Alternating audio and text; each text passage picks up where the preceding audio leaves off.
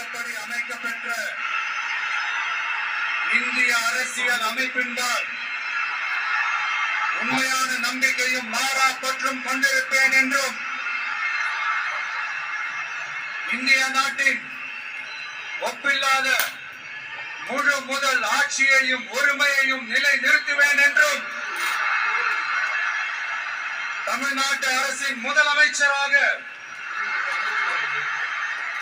உண்மையாகவும் முழச்சான்றின்படியும் என் கடமைகளை நிறைவேற்றுவேன் என்றும்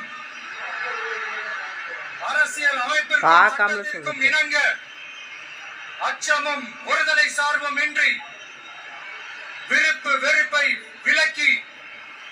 பலதரப்பட்ட மக்கள் அனைவருக்கும் நேர்